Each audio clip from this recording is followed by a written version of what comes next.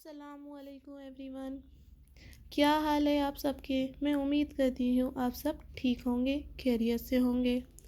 حاضر خدمت ہے ناول جنت کے پتے، جس کو لکھا ہے نمرہ احمد نے۔ لیپ ٹاپ سامنے تکیے پر رکھا ہوا تھا۔ وہ بیڈ پر کوہنیوں کے بل اوندھی لیٹی ہوئی تھی۔ اسکرین کی روشنی اس کے چہرے کو چمکا رہی تھی۔ وہ تھوڑی تلے ہتھیلی رکھے دوسرے ہاتھ کی ایک انگلی لیپ ٹاپ کے ٹچ اسکرین پر پھیر رہی تھی۔ لمبے سیدھے سیاہ بال سائڈ پر پڑے تھے۔ اس کی آنکھیں بھی ویسی ہی تھیں، سیاہ بڑی بڑی آنکھیں، اور چاندنی جیسی چمکتی تھیں، اور چہرہ ملائی کا بنا لگتا تھا، سفید، صاف اور چکنا سا۔ وہ اسی مگن انداز میں اسکرین پر نظریں مرکوز کیے ٹچ اسکرین پر انگلیاں پھیر رہی تھی۔ ایک کلک کے بعد کوئی صفحہ کھلا تو اس کی متحرک انگلی رک گئی۔ اسکرین پر جمی آنکھوں میں ذرا تفکر بھرا اور پھر بے چینی۔ اس نے جلدی 2-3 بٹن دبائے۔ لوڈنگ۔ اگلے صفحے کو لوڈ کرنے کے انتظار کرتے ہوئے اسی مضطرب انداز میں اس نے انگلی سے چہرے کی دائیں طرف سے پھسلتی لٹیں پیچھے کیں۔ چند سیکنڈ میں صفحہ لوڈ ہو گیا۔ وہ بے چین ہو کر چہرہ اسکرین کے قریب لائی تو اس کے بالوں کی چند لٹیں پھسل کر پھر چہرے کے سامنے آ گئیں۔ جیسے جیسے وہ پڑھتی گئی اس کی آنکھیں حیرت سے پھیلتی گئیں، لب ذرا سے کھل گئے اور پورا وجود بے یقینی میں ڈوب گیا۔ ڈھیر سارے لمحے لگے تھے اس کو خود کو یقین دلانے میں جو وہ پڑھ رہی تھی بالکل سچ ہے۔ وہ جیسے ہی اس کے ذہن نے یقین کی دھرتی کو چھوا، وہ ایک جھٹکے سے اٹھ بیٹھی۔ اس کا فون سائڈ ٹیبل پر رکھا تھا۔ اس نے ہاتھ بڑھا کر سیل اٹھایا اور جلدی کوئی نمبر ڈائل کیا۔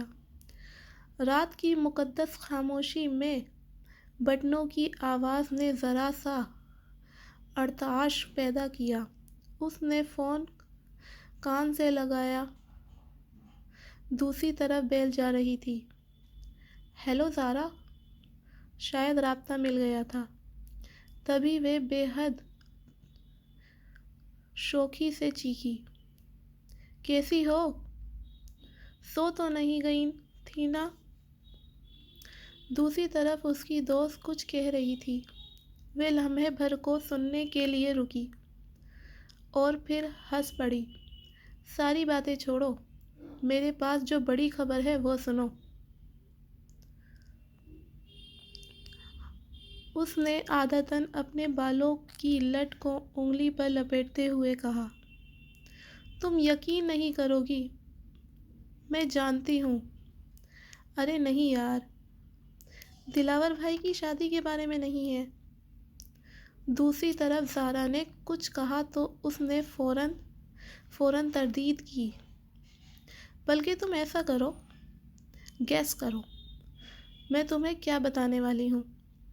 اس نے ایک ہاتھ سے لیپ ٹاپ سائڈ پر کیا اور تکیہ نکال کر بیک گراؤنڈ سے ٹیک لگا کر کہا۔ پھر اس نے ٹیک لگا کر پاؤں سیدھے کر لیے۔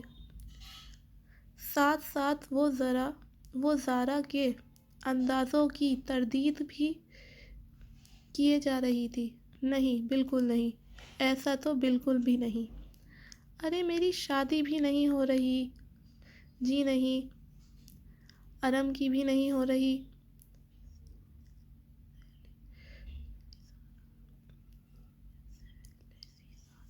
سیر لیزی زارا، تمہاری سوچ بس یہیں تک ہے۔ اب کان کھول کر سنو تم۔ وہ آرمینڈیوز ایکسچینج پر وہ ایکسچینج پروگرام یاد ہے جس کے لیے ہم نے اپلائی کیا تھا؟ کین یو بلیو اٹ سارا؟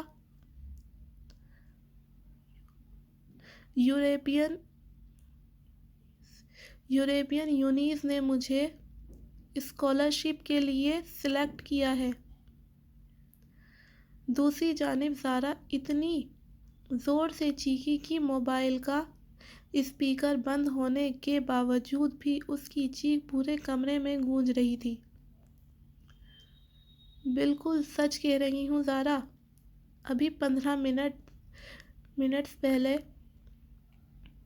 مجھے یونیورسٹی کی میل ملی ہے اور ساتھ ہی لیپ ٹاپ کا رخ اپنی طرف موڑ کر دوبارہ غور سے اسکرین کو دیکھا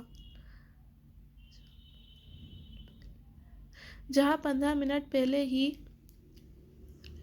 سلیکشن میل آئی تھی۔ تم بھی فوراً چیک کرو، تم نے بھی اپلائی کیا تھا، تمہیں بھی میل آئی ہوگی۔ وہ فون ایک ہاتھ میں پکڑ کر دوسرے ہاتھ سے لیپ ٹاپ آف کر رہی تھی۔ لیپ ٹاپ کی اسکرین پر اندھیرا ہوا تو اس نے ہاتھ بڑھا کر اسکرین کو بند کیا اور سائیڈ ٹیبل پر رکھ دیا۔ میں نے سبانجی یونیورسٹی پر دیکھا ہے۔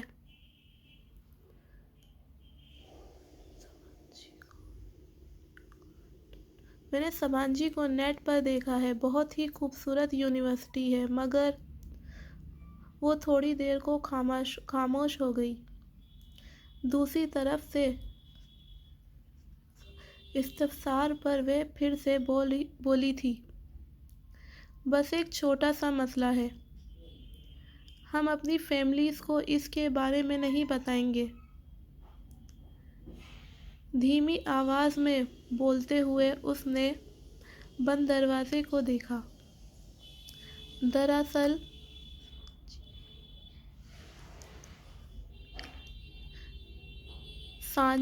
سانجیمی لڑکیوں کے ہیڈ اسکواڈ پر پابندی ہے۔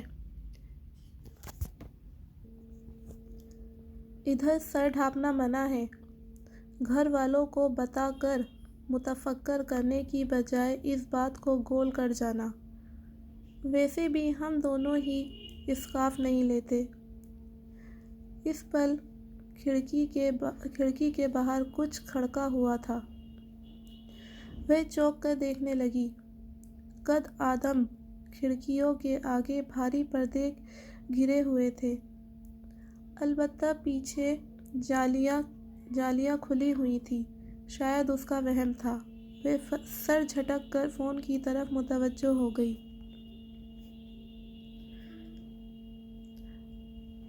ابا نے مجھے کبھی اسکارف لینے یا سر ڈھانپنے پر مجبور نہیں کیا۔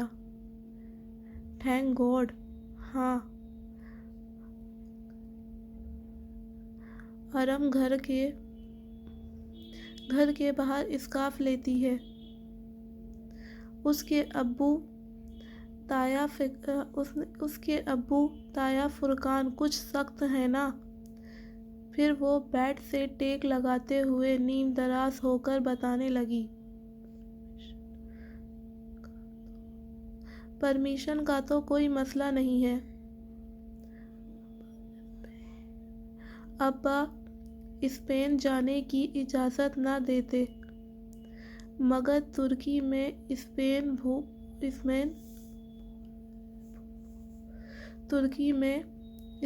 پھوپھو رہتی ہیں، تو وہ مان گئے تھے۔ ویسے بھی انہیں اپنی بیٹی پر پورا بھروسہ ہے۔ پھر وہ چند لمحے اپنی دوست کی باتیں سنتی رہی۔ زارا خاموش ہوئی تو اس نے پھر نفی میں سر ہلایا۔ کل نہیں، دعات بھائی کی مہندی ہے کل، تم آ رہی ہو نا؟ اور ہاں، میں اور ارحم لہنگا پہن رہے ہیں۔ سارے کزنز بہت ایکسائٹیڈ ہیں۔ خاندان کی پہلی شادی ہے نا؟ اوکے، اب تم جا کر میل چیک کرو، میں بھی سوتی ہوں، رات بہت ہو گئی ہے۔ الوداعی کلمات بولنے کے بعد اس نے فون تکیے پر اچھال دیا، پھر باہر جانے کے لیے اٹھ کھڑی ہوئی۔ باہر لانچ خاموشی میں ڈوبا ہوا تھا۔ حیا نے آہستہ سے اپنے کمرے کا دروازہ بند کیا۔ ننگے پاؤں چلتے لانچ سے کچن میں آئی۔ سیاہ قمیض اور کھلے ٹراؤزر میں اس کا قد اور بھی دراز لگ رہا تھا۔ کچن میں اندھیرا پھیلا ہوا تھا۔ وہ دروازے پر رکی اور ہاتھ بڑھا کر کچن کی لائٹ جلائی۔ ساری بتیاں جل گئیں۔ اس نے آگے بڑھ کر فریج کا دروازہ کھولا اور پانی کی بوتل نکالنے کو جھکی۔ جھکنے سے بال پھسل کر سامنے آ گئے۔ حیا نے نرمی سے ان کو پیچھے ہٹایا اور پانی کی بوتل لے کر سیدھی ہوئی۔ کاؤنٹر پر رکھے ریک سے گلاس اٹھایا اور پانی گلاس میں انڈیلنے لگی۔ تبھی اس کی نگاہ کاؤنٹر پر رکھی سفید چیز پر پڑی۔ وہ جیسے چونک اٹھی، بوتل وہیں رکھ کر آگے آئی۔ وہ سفید ادھ کھلے گلابوں کا بوکے تھا، ساتھ ہی ایک سفید لفافہ بھی تھا۔ حیا نے گلدستہ اٹھایا اور دھیرے سے پاس لا کر آنکھیں موندے ان کو سونگھا۔ دل فریب تازگی بھری مہک اس میں اتر گئی۔ پھول بالکل تازے تھے، جیسے لینے ابھی توڑے ہوں، جیسے لون میں ابھی توڑے ہوں۔ جانے کون یہاں رکھ گیا؟ اس نے بند لفافہ اٹھایا اور پلٹ کر دیکھا۔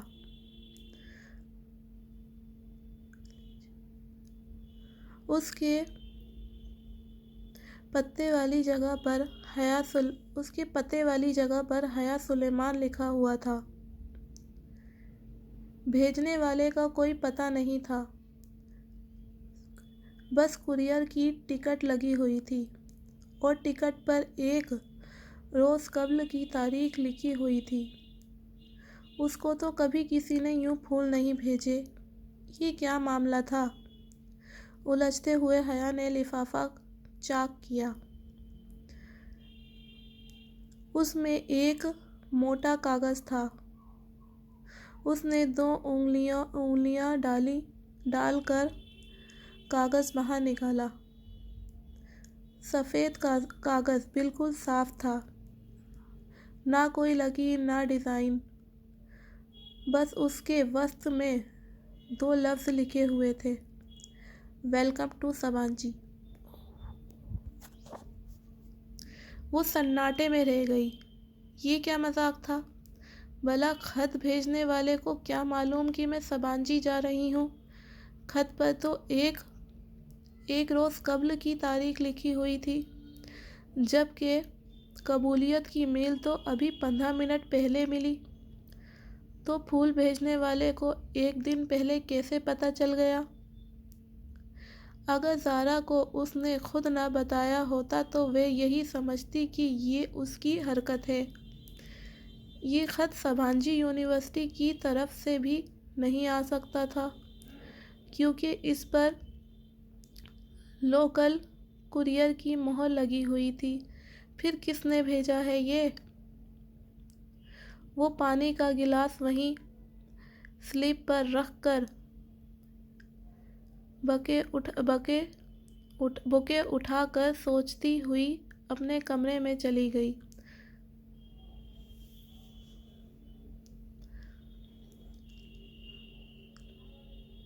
اس نے لاک میں چابی گھمائی ہی تھی کہ گیٹ کے پار سے زارا آتی ہوئی دکھائی دی۔ وہ دروازہ کھول کر مسکراتی ہوئی سیدھی ہوئی۔ حیا مجھے تو کوئی میل نہیں ملی۔ زارا نے ادھ کھولے گیٹ کو دھکیل کر اندر قدم رکھا۔ اس کے چہرے پر اداسی تھی۔ کوئی بات نہیں، 1-2 دن میں آ جائے گی، فکر مت کرو، ہم نے ایک ساتھ ہی اپلائی کیا تھا، مجھے آ گئی ہے تو تمہیں بھی آ جائے گی۔ مگر اسکالرشپ کو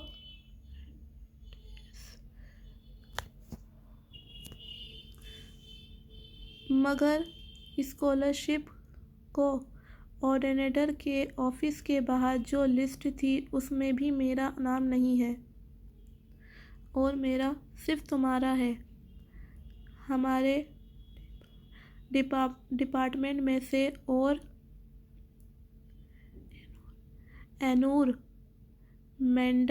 انوائرنمنٹل سائنسز کی ایک لڑکی ختیجہ کا ہے۔ مجھے لگتا ہے میرا سلیکشن ہی نہیں ہوا۔ اوہ، اسے واقعی افسوس ہوا تھا۔ اس کی زارا سے اب بات ہو رہی تھی۔ خیر، تم کہیں جا رہی تھی؟ زارا چہرے پر بشاشت لاتے ہوئے بولی۔ ہاں، مارکیٹ ارم کے ساتھ۔ کل داور بھائی کی مہندی کا فنکشن ہے نا، اور لہنگے کے ساتھ کی ہائی ہیلز گم ہو گئی ہیں، شاید کام والی اٹھا کر لے گئی ہے۔ اب نئے جوتے خریدنے پڑیں گے۔ تم چلو گی ساتھ؟ اس نے گاڑی پر کہنی ٹکاتے ہوئے کہا۔ وہ ہلکی آسمانی لمبی قمیض اور تنگ چوڑی دار پاجامے میں ملبوس تھی۔ قمیص کا دامن ٹخنوں سے ذرا اوپر تھا۔ ہم رنگ دوپٹہ گلے میں تھا اور بال کمر پر کھلے تھے۔ ہاں چلو، جلدی نکلتے ہیں۔ زارا فوراً تیار ہو گئی اور فرنٹ سیٹ پر بیٹھ گئی۔ ارحم کو بھی لینا ہے، حیا نے بیٹھ کر کہا۔ ویسے تمہارے سخت سے تایا ارحم کو تمہارے ساتھ جانے کی اجازت دے دیتے ہیں۔ ارحم ان دونوں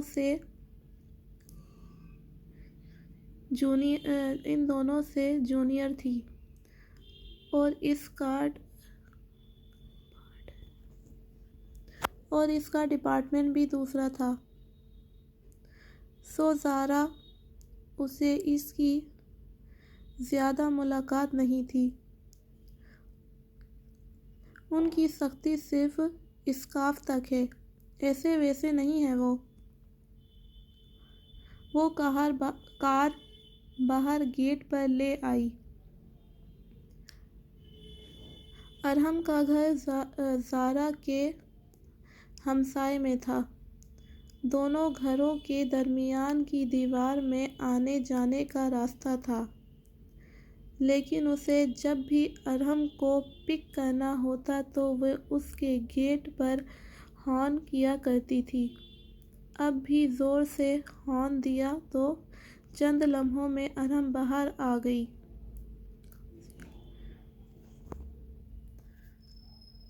کاسنی لمبی قمیض، ٹراؤزر اور ہم رنگ دوپٹہ سینے پر پھیلائے، چہرے پر کاسنی اسکارف لپیٹے، وہ تقریباً بھاگتی ہوئی پچھلی سیٹ کے دروازے پر آئی۔ ہیلو حیا، ہیلو زارا، وہ چہکتی ہوئی کہہ کر بیٹھی اور دروازہ بند کر دیا۔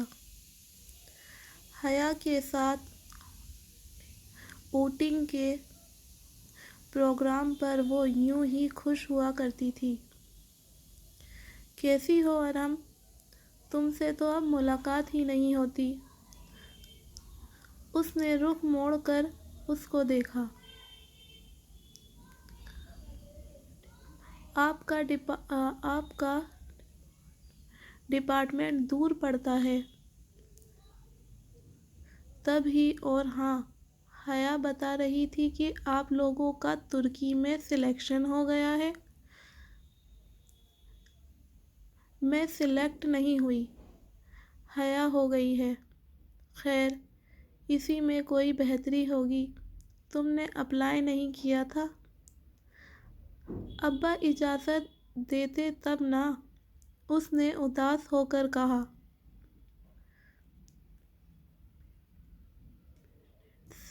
ویسے پیرنٹس کو اتنا سخت نہیں ہونا چاہیے، زارا نے کہا۔ حیا نے تادیبی نظروں سے زارا کو دیکھا کہ پہلے احساس کمدردی میں مبتلا ارہم مزید اداس ہو گئی۔ ابا بھی پتہ نہیں اتنے سخت کیوں ہیں۔ گرمی میں اسکارف لینا اتنا آسان تو نہیں ہے، اور پھر کل مہندی کے لہنگے کی بھی آدھی آستینیں رکھنے نہیں دے۔ حیا کی بھی تو آدھی آستینیں ہیں، مگر ابا ذرا بھی سلیمان چچا جیسے نہیں ہیں۔ ارہم تمہیں آج کیا لینا ہے؟ میں نے تو جوتے لینے ہیں۔ اس نے کوفت چھپاتے ہوئے بات کو بدلا۔ ارہم ہر وقت یہی رونا روتی رہتی تھی۔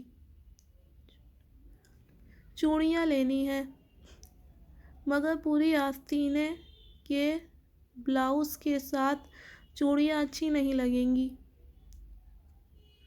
وہ منہ بسوڑتے پھر سے شروع ہونے لگی تو حیا نے کیسٹ پلیئر آن کر دیا۔ عاطف اسلم کا گانا پوری آواز میں گونجنے لگا تو ارہم کو چپ ہونا پڑا۔ مارکیٹ پہنچنے کے بعد ارہم تو چوڑیاں ڈھونڈنے نکل گئی اور وہ دونوں میلٹونگ آ گئیں۔ یہ گولڈن والا جو تیسرے نمبر پر رکھا ہے، وہ دکھاؤ۔ بہت دیر بعد ایک اونچی ہیل اس کی نظر میں جچی تھی۔ یہ والا میم۔ سیلس مین نے جوتا نکال کر اس کے سامنے کیا۔ وہ زمین پر پنجوں کے بل بیٹھا تھا اور وہ دونوں کاؤچ پر بیٹھی تھی۔ پہنا دوں میم؟ بہت مؤدب اور شائستہ لہجے میں سیلس مین نے مسکرا کے پوچھا۔ میرے ہاتھ نہیں ٹوٹے ہیں، میں خود پہن سکتی ہوں۔ جی شیور، یہ لیجیے۔ سیلس مین نے مسکراتے ہوئے جوتا اس کی طرف بڑھایا۔ اس نے اسے یوں پکڑ رکھا تھا کہ پکڑتے وقت حیا کی انگلیاں لازمی اس کے ہاتھ سے مس ہوتیں۔ سامنے رکھ دو، میں اٹھا لوں گی۔ اس کے روکھے انداز پر سیلس مین نے گنگناتے ہوئے جوتا سامنے رکھ دیا۔ پھر بل کی ادائیگی کے بعد کاؤنٹر پر کھڑے لڑکے نے بقایا رقم اس کی طرف بڑھائی تو حیا نے دیکھا کہ پیسوں کے اوپر 5 کا سکہ رکھا ہوا ہے اور لڑکے نے سکوں پکڑ رکھا تھا جیسے سیلس مین نے جوتا۔ شکریہ۔ حیا نے نوٹوں کو کنارے پر پکڑ کر کھینچا تو سکہ لڑکے کے ہاتھ میں ہی رہ گیا۔ میم آپ کا سکہ، لڑکے نے فاتحانہ مسکراتے ہوئے کہا۔ اب تو لازمی پکڑے گی اور یہ سامنے پڑے صدقے کے باکس میں ڈال دو۔ وہ بے نیازی سے شاپر تھامے پلٹی تو زارا نے بے اختیار کہکا لگایا۔ اس لڑکے کی شکل دیکھنے والی تھی حیا۔ دل کر رہا تھا اس کی شکل پر شاپ میں پڑے سارے جوتے مار دوں۔ پتہ نہیں ہماری ذہنیت کب بدلے گی۔ یوں گھورتے ہیں جیسے پہلی بار کوئی لڑکی دیکھی ہو۔ وہ تنفر سے ناک سکوڑتی غصے سے سیڑھیاں اتر رہی تھی جب قریب ہی آواز آئی۔ تو اتنا بن سور کے باہر مت نکلا کرو بی بی۔ وہ چونک کر آخری سیڑھی پر رک گئی۔ ایک معمر خاتون تھیں، بڑی سی چادر لپیٹی ہوئی، ناگواری بھری نگاہ اس پر ڈال کر اوپر زینے پر چڑھ گئیں۔ ایک تو لوگوں کو راہ چلتے تبلیغ کا شوق ہوتا ہے، زارا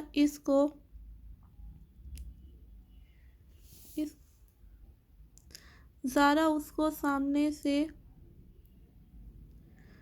لیتی ہوئی وہاں سے چلی گئی۔ تبھی اسے سامنے سے ارحم آتی ہوئی دکھائی دی۔ اس نے سینے پر پھیلا دوپٹہ اب سمیٹ کر گلے میں جا چکا تھا۔ اس نے کوئی خاص شاپنگ نہیں کی تھی، شاید وہ اس کے ساتھ صرف آؤٹنگ کے لیے ہی آئی تھی۔ میٹرو سے وہ اسکوپ چلی آئیں تاکہ کچھ کھا پی لیں۔ رات کی دعوت تو تایا فرقان کی طرف تھی جو وہ بیٹے کی شادی کے لیے آئے ہوئے لوگوں کو دے رہے تھے۔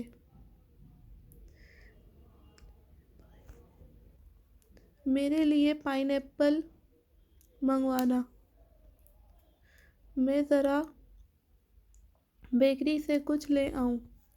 ارحم جھپٹ کر باہر کو لپکی۔ حیا نے گہری سانس لیتے ہوئے اپنی سائیڈ کا شیشہ نیچے کیا۔ سرد ہوا کا تھپیڑا اندر آیا، مگر اتنی سردی میں سلیش پینے کا اپنا ہی مزہ ہوتا ہے۔ وہ پارکنگ لاٹ میں موجود تھی اور ٹھنڈی ہوا نے سب کو گھیرا ہوا تھا۔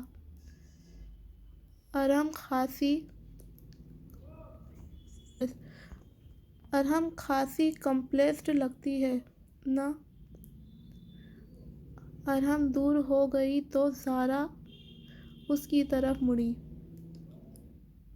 اور تم اس کے کمپلیکشن کو ہوا دے رہی ہو۔ وہ الٹا اسی پر خفا ہو گئی۔ تایا فرقان صرف اسکارف کی سختی کرتے ہیں، وہ بس اس بات پر خود ترسی کا شکار ہے، اور تم بھی اس کا ساتھ دے رہی ہو۔ میں نے کہا کہ بیچاری نہیں ہے وہ بیچاری، اب اس کو بھی یہی سمجھانا ہے۔ وہ خوامخواہ کی خود ترسی سے نکل آئے۔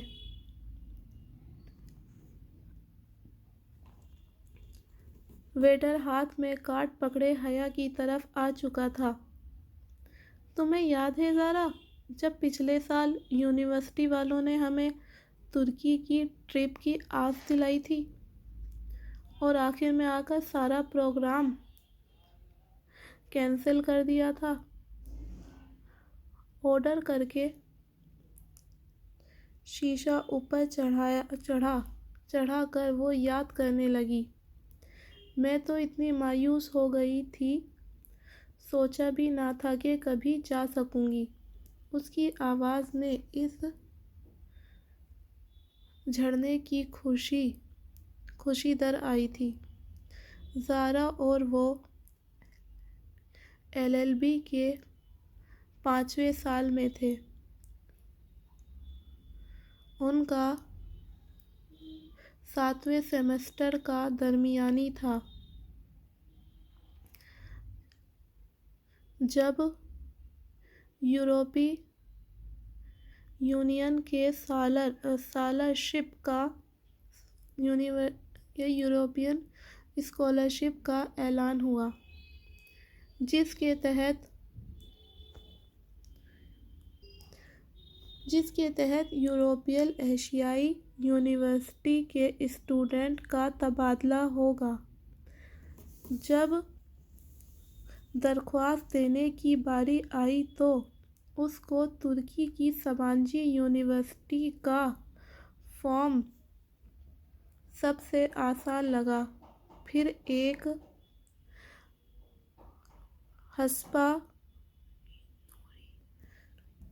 ہسپانوی یونیورسٹی میں بھی ساتھ ہی اپلائی کیا، بلکہ آخر سبانجی نے اس کا انتخاب کر لیا۔ 7واں سیمسٹر پورا کر کے اس کو 5 ماہ کے لیے ترکی جانا تھا، جہاں اس کے مضامین تو نہ تھے کہ ترکی کا قانون پاکستان کے قانون سے مختلف تھا، سو 5 ماہ کے لیے وہ اپنی مرضی سے کوئی بھی مضمون پڑھ سکتی تھی، پھر پاکستان واپس آ کر 8واں سیمسٹر شروع کرنا تھا۔ کتنا مزہ آئے گا حیا! کوئی رومانٹک سا ہم سفر تمہیں مل جائے تو تمہارا سفر کتنا خوبصورت ہو جائے۔ ہم سفر کوئی نہیں ملنے والا۔ پاکستان سے ہم صرف 2 لڑکیاں سبانجی جا رہی ہیں اور پھر ہم ٹھہری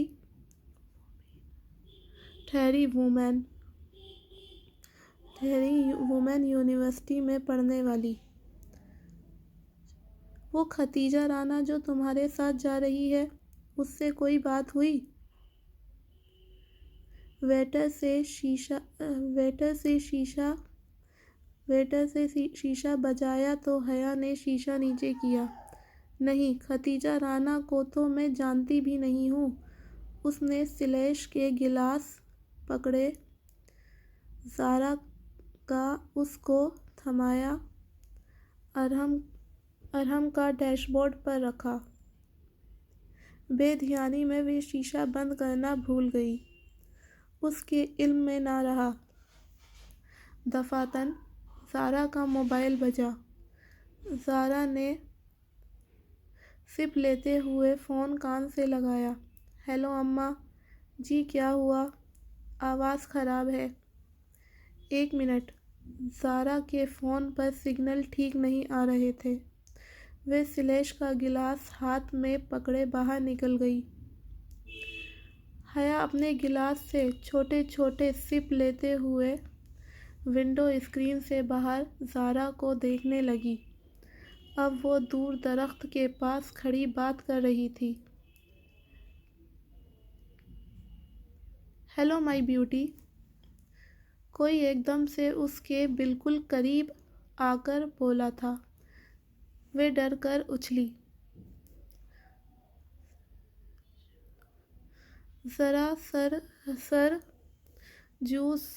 سا جوس بھی کپڑوں پر گرا۔ کھلی کھڑکی پر ایک خوبصورت عورت جھکی ہوئی تھی، میک اپ سے بھرا چہرہ، آئی شیڈو سے چمکتی آنکھیں، بھڑکتی ہوئی سرخی، بالوں کا جوڑا اور چمچم کرتے کپڑے۔ وہ عورت نہیں تھی، مگر مرد بھی نہیں تھا۔ ڈرو مت، ڈرو مت سونی، میں تمہاری دوست ہوں، ڈولی کہتے ہیں مجھے۔ ہٹو ہٹو، جاؤ۔ وہ گھبرا گئی۔ خواجہ سرا کے وجود سے سستے پر خواجہ سرا کے وجود سے سستے پرفیوم کی خوشبو اٹھ رہی تھی۔ اسے کراہٹ سی آئی۔ اچھا سویٹی، ذرا بات سنو۔ اس نے اپنا چہرہ اور جھکایا۔ اس سے پہلے کہ وہ آگے بڑھتا، حیا نے سلیش کا بھرا گلاس اس کے منہ پر الٹ دیا۔ ٹھنڈی ٹھنڈی ٹھار بھری برف منہ پر گری تو وہ بلبلا کر پیچھے ہوا۔ اس نے پھرتی سے شیشہ اوپر کر لیا۔ سنو جی۔ وہ مسکرا کر چہرہ صاف کرتے ہوئے شیشہ بجانے لگا۔ بند شیشے کی وجہ سے اس کی آواز کم آ رہی تھی۔ اب وہ کوئی گانا گا رہا تھا۔ کپ کپاتے ہاتھوں سے اس نے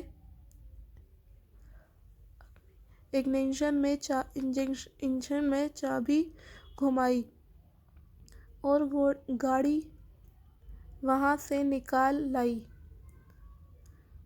گاڑی بیکری کے داخلی دروازے کے سامنے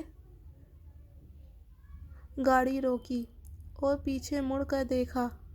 دور درختوں کے پاس ڈولی نامی خواجہ سرا ابھی تک وہیں کھڑا تھا۔ وہ اس کے پیچھے نہیں آیا تھا۔